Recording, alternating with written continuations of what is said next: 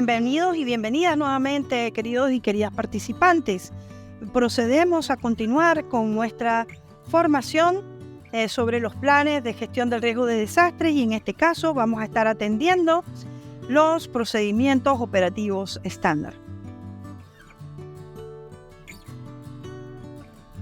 Como parte del módulo, vamos en subsecuencia al plan de gestión de riesgo de desastres, estaremos hablando de, como hemos mencionado, los procedimientos operativos estándar. Como pueden ver, dentro de los componentes del plan de gestión del riesgo de desastres y que hemos mencionado cuando se cumple el ciclo completo de desastres, en la sesión anterior hablábamos más que un ciclo, es una espiral donde nosotros vamos aprendiendo y construyendo resiliencia. Estamos dentro del plan de gestión del riesgo, nos vinculamos a los procedimientos operativos estándar que vamos a definir, nos definen qué hacer en forma particular dentro de este plan completo.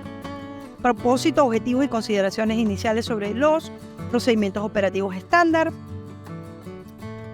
Son, primero que nada, tenemos que hablar sobre efectivamente cuál es la definición de lo que es un procedimiento operativo estándar, ¿no?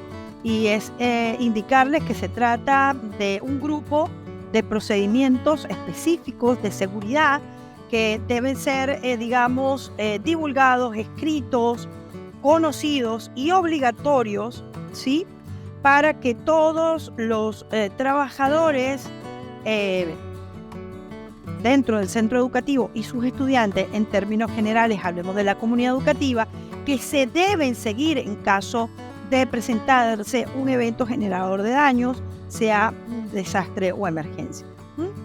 El procedimiento operativo estándar puede y debe ser considerado y adaptado según las únicas características específicas de cada centro educativo. Como veníamos diciendo en sesiones anteriores, según la magnitud, amplitud del campus educativo o del edificio escolar, niveles y modalidades, cantidad de personas, contexto, peligros, amenazas, etc. Entonces, estos procedimientos deberán ser definidos a través del Comité de Gestión de Riesgo de Desastres en forma conjunta con la comunidad local y las autoridades de atención hacia la escuela para poder evaluar, considerar cuáles deben ser estos procedimientos estándar y su revisión con el fin de hacer cualquier contextualización que sea necesaria como parte del plan de gestión del riesgo de desastres en la escuela. ¿Cuáles son los procedimientos básicos de emergencia en una escuela? Bueno, en términos generales es la evacuación del edificio, la evacuación a un lugar seguro, reunirse o refugiarse en el exterior, refugio en el lugar, el confinamiento y la reagrupación segura. Estos son 6 procedimientos básicos de emergencia. No todos los centros educativos contarán con alguno de estos procedimientos porque va a depender, como dijimos, de las características. Como mencionamos, nosotros vamos a tener distintos pasos o distintos procedimientos para actuar durante el impacto de una emergencia o evento generador de daños, ¿no? Entonces, habíamos hablado que el primer paso era la evacuación de edificios. Es importante señalar que como parte del curso ustedes cuentan con un material de apoyo que describe a detalle cada uno de estos pasos o procedimientos operativos obligatorios que debemos cumplir como parte de la gestión u operación durante la respuesta a la emergencia que se nos esté presentando en nuestro centro educativo. Ese primer paso hablábamos que era la evacuación de los edificios, en términos generales del campus. ¿Cuál es el propósito de evacuar? Es proteger a los estudiantes y a todo el personal que se encuentra dentro de las instalaciones en caso de un incendio u otras amenazas dentro del edificio, como por ejemplo una inundación, como por ejemplo un movimiento telúrico o sísmico. Primera persona que verifica el peligro debe activar la alarma que se haya establecido según la escuela, el centro educativo, de evacuación del edificio o el incendio, o aquella situación específica que se esté presentando.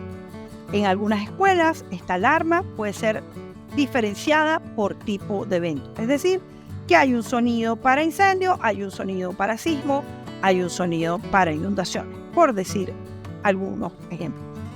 El segundo paso es reunirse y refugiarse en el exterior.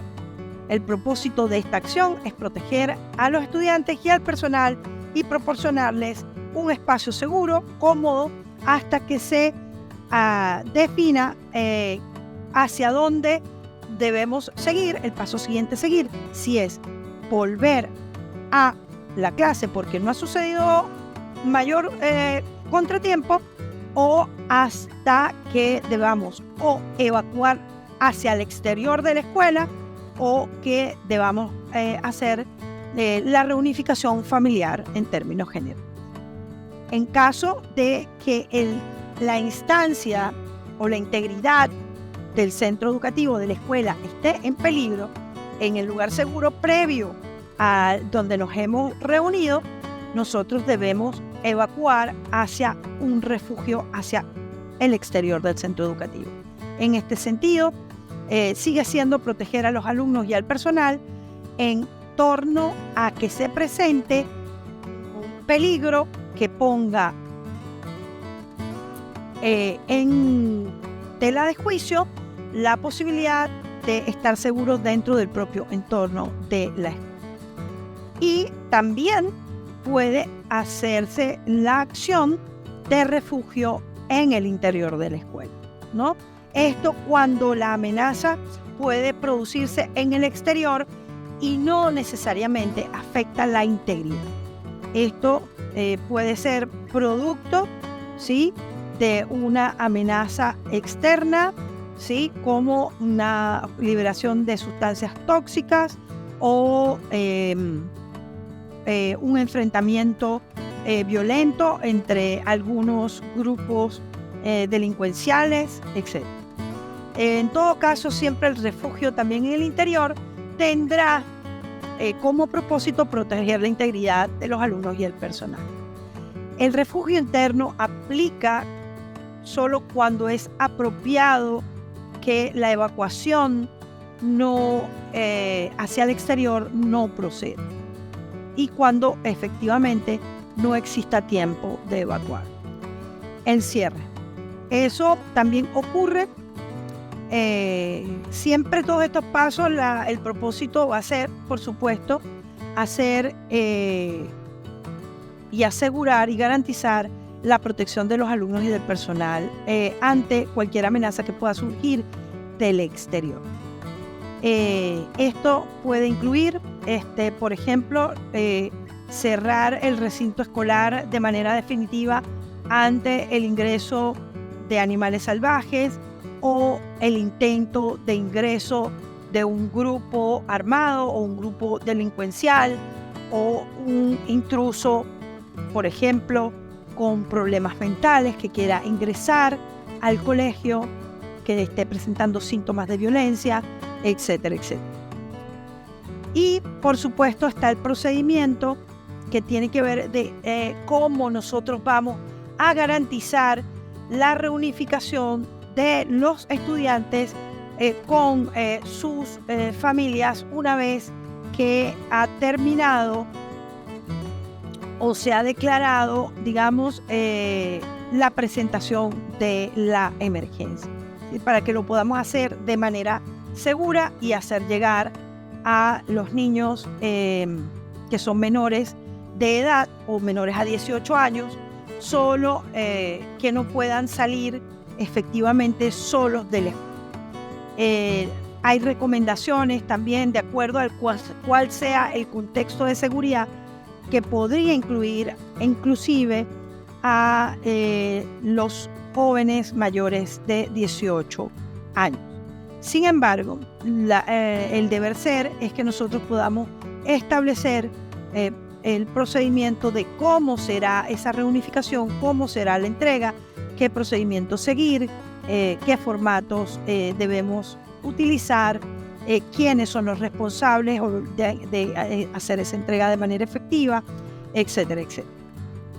Hay un árbol de decisiones con respecto a lo que efectivamente se debe considerar en los procedimientos. Es decir, el árbol de decisiones se instaura en función a lo que pueda ocurrir en forma específica ante los distintos tipos de eventos y cómo subsecuentemente se van realizando o se van produciendo los hechos al interior de la escuela, en el exterior de la escuela, etcétera, etcétera.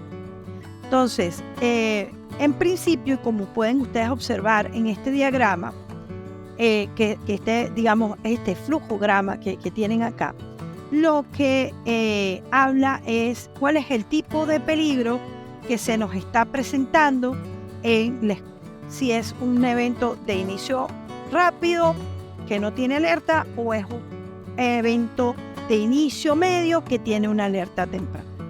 De acuerdo a eso, nosotros nos debemos hacer distintas preguntas para cómo vamos a desarrollar ese árbol de decisión, ¿no? Si existe una alerta, allí ustedes pueden ver preguntas como esta: si existe una alerta lo suficientemente temprana como para tener tiempo necesario para cerrar la escuela, utilizar los procedimientos habituales de retirada a los estudiantes para reunirnos de forma segura con sus familias, o si no, para algunos tratar de como un peligro en la aparición repentina, ¿no? ¿Cómo definimos esto? Entonces, el árbol de decisiones realmente lo que nos acerca es hacer el paso a paso de cómo nosotros vamos a actuar en este sentido. Como parte de ese árbol de decisión, en la primera parte hemos definido cuál es el tipo de evento y si se está presentando de manera imprevista o hemos contado con una alerta temprana para poder actuar. Entonces, allí nosotros ahora tenemos que identificar si tomamos la decisión de cerrar la escuela de acuerdo al tipo de evento que se está produciendo, sí, que se define según la señal de alarma, los procedimientos para el llamado de emergencia, y así sucesivamente, y por supuesto con la orden básica de agáchese, cúbrase y ocúltese. O sea, va a depender de cómo en ese árbol de decisión nosotros afrontamos los distintos tipos de eventos que hemos visto arriba. Por supuesto que entonces además nosotros debemos verificar si el edificio es seguro, ¿sí? Si evacuamos el edificio hacia solo su contexto o si buscamos refugio dentro del propio edificio, ¿sí? Esto va a depender, por supuesto, de que nosotros podamos evaluar si el edificio efectivamente se encuentra de manera segura para asegurar la protección y la integridad emocional y física de los estudiantes y el personal en términos generales de la comunidad educativa, ¿sí? Y aquí dejamos en este slide algunas de las recomendaciones y también las podrán observar dentro del material que le hemos dejado como parte del apoyo a este curso. Bueno, venimos en el mismo orden de nuestro árbol de decisiones. Hablamos en la pregunta 1, ¿cuál es el tipo de evento que se nos está presentando? Tenemos una alerta, es un evento de imprevisto o hemos pasado por una situación de una posibilidad de alerta temprana. Hemos llegado a producir la evacuación y nos hemos preguntado en la segunda etapa si nuestro centro educativo es seguro, ¿sí? Y ahora venimos a una tercera pregunta en nuestro árbol de decisión, es hacia dónde hemos evacuado el terreno, el contexto donde está ese lugar seguro de evacuación. Definitivamente es seguro. Entonces, si es así, definitivamente la decisión es que debemos reunirnos y refugiarnos hacia el contexto afuera del edificio o campus del colegio, y si el contexto no es seguro, tomar la decisión de evacuar hacia un refugio alejado de nuestro contexto del centro educativo que nos pueda asegurar la integridad física. De todas maneras, hemos visto en las láminas cada uno de los tipos de procedimientos que hay para estas dos posibilidades. Es importante decir que estas decisiones son parte de una evaluación rápida por parte de quienes lideran el proceso del plan que se refiere a la evacuación segura de nuestro plan de gestión integral del riesgo de desastre en nuestro centro educativo, ¿no? Entonces, hay un ejemplo claro de hacia dónde nos debemos dirigir y si en un contexto de que tengamos que evacuar el refugio hacia un refugio, o a quedarnos en el área, en el contexto del terreno donde se encuentra nuestra escuela, centro educativo o campus educativo, esté libre de materiales peligrosos, líneas eléctricas u otros elementos que puedan poner en peligro la integridad física posterior a la evacuación de los estudiantes y del personal o la comunidad educativa. Es importante decir que siempre tenemos que evaluar los puntos 1, 2 y 3 que hemos discutido del árbol de decisiones. En todos los casos, independientemente del procedimiento que se haya seguido, se tiene que evaluar de manera continua las condiciones en las cuales nosotros hemos establecido este procedimiento. Y entonces tenemos que estar en una constante revisión de este procedimiento porque puede que el contexto tanto del terreno como del propio centro educativo puede cambiar de una manera a otra. Inclusive, de alguna manera, como parte de los procedimientos, se puede establecer la medida de que los docentes o los responsables de la ejecución de los procedimientos pueden cambiar las orientaciones de este procedimiento si es que esto va a contribuir a al resguardo más efectivo, más pertinente y más oportuno de los estudiantes y de las personas de la comunidad educativa que están realizando el procedimiento. Por último, nosotros debemos asegurar también dentro de nuestro árbol de decisiones el punto de si la comunidad, nos vamos más allá, la comunidad está segura. Es decir, que si nosotros podemos definitivamente, de acuerdo al tipo de evento, podemos reiniciar las clases o hacer una salida normal del procedimiento, o si definitivamente tenemos que generar de manera forzada la entrega de los niños en un horario fuera irregular, pero va a depender de las condiciones en que se produzca el evento. En el caso de desastres que se han producido, se deben utilizar procedimientos específicos para la entrega de los niños. Es decir, tenemos dentro de nuestros procedimientos y orientaciones saber a quién se le va a entregar el niño, cómo se le va a entregar la niña, a qué teléfono debemos llamar, asegurarnos que efectivamente el padre, madre o cuidador se ha puesto en contacto, llega, toda una cantidad de elementos que se pueden producir. También cuando no hay, en este caso, cuando se debe asegurar la reunificación familiar, pero el familiar, el cuidador, el madre, padre o cuidador, no llega a la escuela en el momento en que se está haciendo el despacho de los niños o la entrega de los niños y niñas a sus padres, madres y cuidadores. ¿Cuál es el procedimiento y la supervisión que se debe tener de esto? ¿Cuál es la coordinación que se debe hacer con las autoridades en ese caso cuando este tipo de casos sucede? Y por supuesto, es parte de esta tarea seguir los pasos que hemos identificado en este procedimiento. Muchísimas gracias y hemos llegado al final de nuestra sesión.